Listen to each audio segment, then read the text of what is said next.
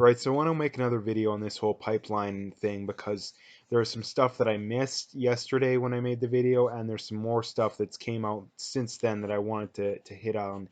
And this is pretty much, I mean, it's not only pretty much, I completely misspoke there. This is by far the biggest issue in Canada right now, and it's kind of a sign of the times too, in that you have up here, pulled up here, this chief of the tribe in question, or of the tribe that's, the pipeline's going to go on if it gets proposed, if it goes through, which it doesn't look like it will. She said, yeah, it's good to go. And her direct quote was, a lot of protesters aren't even from the native tribe. Our people said go ahead with Coastal GasLink. And I believe all of the elders of this tribe want the pipeline, and the overwhelming majority of the people that belong to the tribe want the pipeline.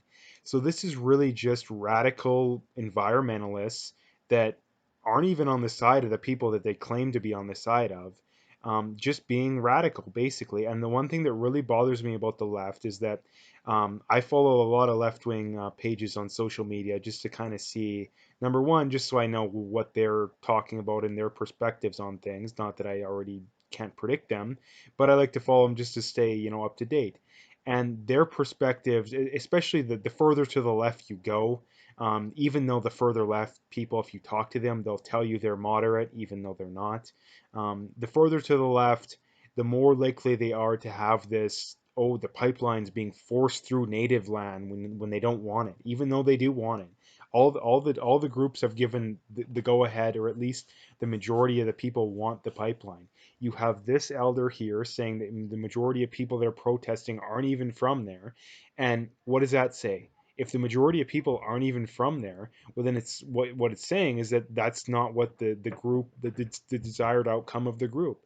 They're just people that are ideologues that are jumping on a chance to try and get their point across. And like I say, they're ideologues, and that's the crazy thing.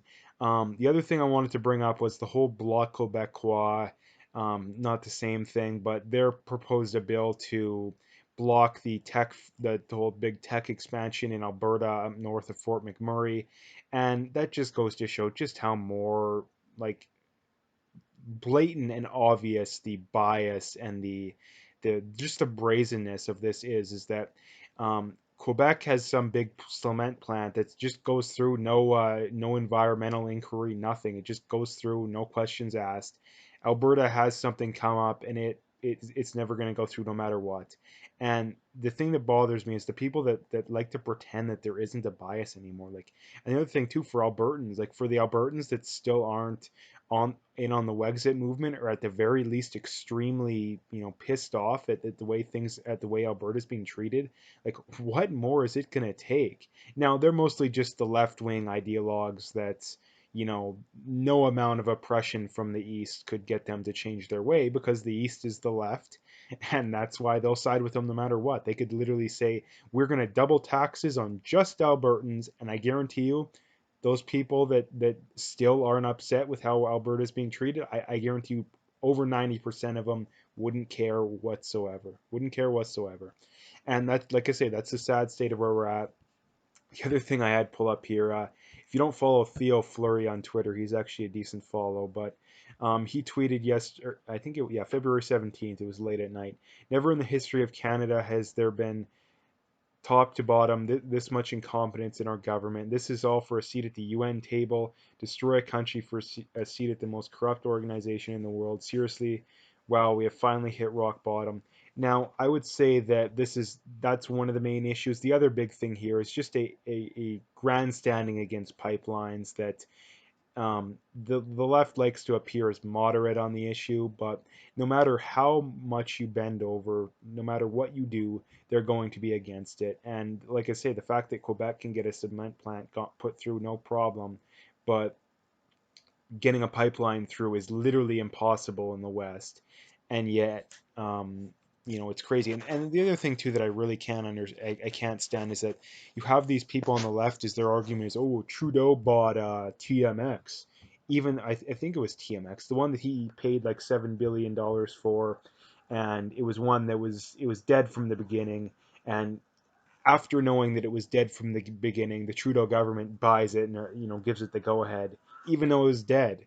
It's just crazy, and that's just how stupid those people on the left are. But um, yeah, like I say, this is Canada. It is getting extremely crazy here too, and like I mentioned yesterday too, I don't always mean to be a Debbie Downer, but if we don't wake up and look ourselves in the mirror, things are going to get really bad too. And the other thing that I can't really stand too, the people that always point out the whole, oh, you're just being a Debbie Downer all the time, like those are I've literally heard from almost every one of those people that I've interacted with in person, almost every one of them, when it comes to the topic of the US, they're all, oh, Trump is so bad, Trump this, Trump that. Even though the state's economy is way better than Canada, Trump's approval rating is way better than Trudeau's, even though the mainstream media is completely biased in the favor of Trudeau and completely biased against Trump. And like even in the States, they even admit that they're biased against Trump, and in Canada, it's blatantly obvious that they're biased in favor of Trudeau. Like they're being paid by him. Of course, they're going to be biased towards him. But anyway, I've touched a lot of topics in this video, and I wanted to make another video about it because, like I say, this is the biggest issue in Canada right now by far, and it just goes to show the general terrible state of affairs in Canada. That their excuse for this has always been, we want the natives' approval. We get the natives' approval, nothing happens.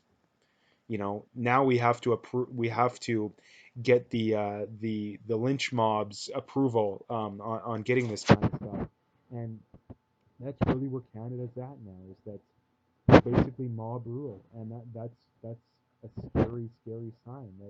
And the problem with mob rule is eventually people get tired of mob rule, and the opposite mob clashes with the mob, and there's going to be a ton of violence. And that's what I mentioned to all the people that are silent on this, that are sitting on their hands. If you keep sitting on your hands and staying silent, violence is going to happen at some point, and it's not going to be pretty.